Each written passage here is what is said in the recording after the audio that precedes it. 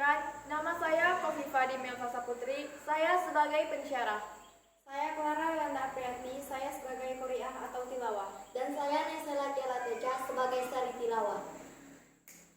Kami tim Syarhil Quran MTSN 1 Semua. Assalamualaikum warahmatullahi wabarakatuh. Alhamdulillahilladzi arsala rasulan mubasysyirin wa munzirin wa da'iyan ilallahi biiznihi wa sirajan munira. Allahumma fasalli wa sallim ala sayyidina Muhammad wa ala alihi wa ashabihi ajma'in. Amma ba'd. Dewan Hakim yang arif dan bijaksana, hadirin sebangsa dan setanah air yang berbahagia. Masa muda merupakan masa yang penuh dengan harapan, penuh dengan cita-cita, dan penuh dengan romantika kehidupan yang sangat indah. Keindahan masa muda dihiasi dengan bentuk fisik yang masih kuat, berjalan masih cepat, pendengaran masih akurat, pemikiran masih cermat, kulit wajah indah mengkilat. Walaupun banyak jerawat, tetapi tidak gawat, karena masih banyak obat di toko-toko terdekat. Oleh karena itu, pantas bila para remaja dan para pemuda merupakan salah satu penentu maju dan mundurnya suatu negara, sebab terbukti sejak dahulu kala hingga saat ini dan sampai yang akan datang, sesuai dengan fitrahnya, remaja dan pemuda merupakan tulang punggung suatu negara, penerus estafet perjuangan terhadap bangsanya. Sebagaimana Syekh Mustafa Al-Ghulayaini, salah seorang pujaga Mesir, berkata, "Inna fi yadi subani amril ummati wa fi aqdamuha hayatuha." Sesungguhnya pada tangan-tangan pemudalah urusan umat, dan pada kaki-kaki merekalah terdapat kehidupan umat. Mengingat betapa pentingnya remaja dan pemuda sebagai generasi penerus bangsa, maka pada kesempatan yang baik ini kami akan menyampaikan syarahan Al-Quran yang berjudul Remaja dan Pemuda sebagai generasi penerus bangsa, dengan landasan firman Allah dalam Al-Quran surah An-Nisa ayat 9. A'udzu billahi minasy syaithanir rajim. Bismillahirrahmanirrahim. Wal yakhshal ladzina law taraku min khalfihim dzurriyyatan dhi'afan khafu 'alaihim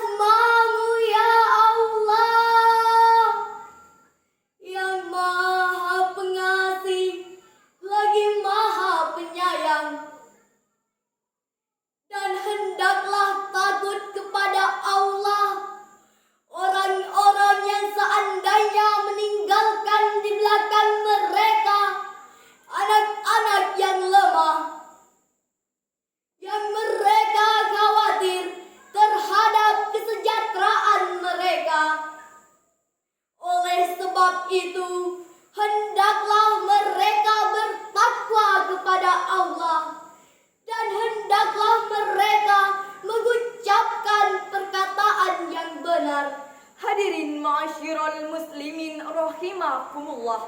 Imam Hafiz Imaduddin Abu Al-Fida Ibnu Katsir dalam tafsir Al-Quranul Azim menyebutkan bahwa menurut riwayat Ibnu Abbas, ayat ini turun berkenaan dengan seorang orang tua yang mewasiatkan kepada anaknya wasiat yang akan membawa kemudaratan bagi dia. Maka Allah Subhanahu wa Ta'ala memerintahkan kepadanya untuk merubah wasiatnya kepada ketakwaan kepada Allah dan kebaikan.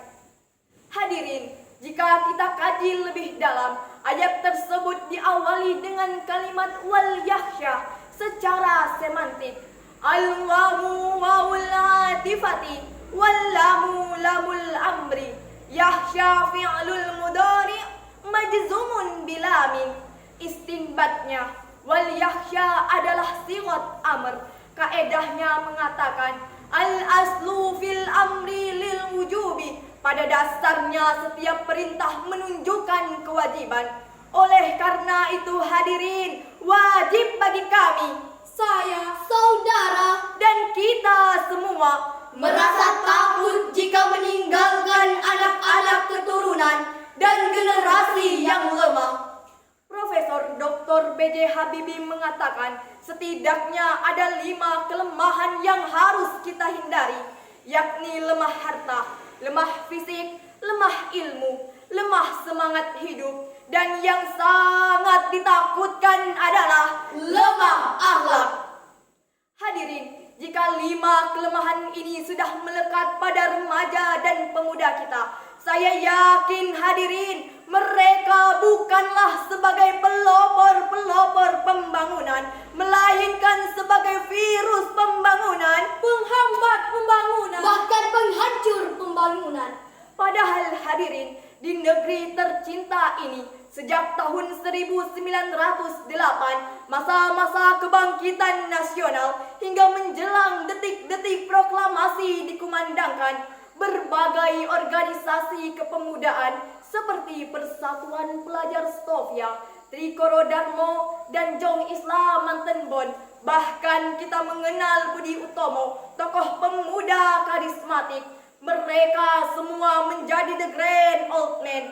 Istilah Bung Karno menjadi Stuttgiber, bahkan the founding father, pendiri, penggerak yang mampu merebut kemerdekaan. Jika tanpa pemuda, mustahil Indonesia akan merdeka.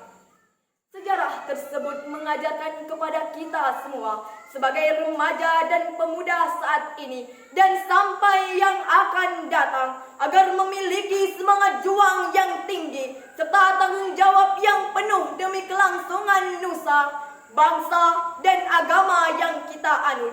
Sebab syubbanul yaum rijalul ghad.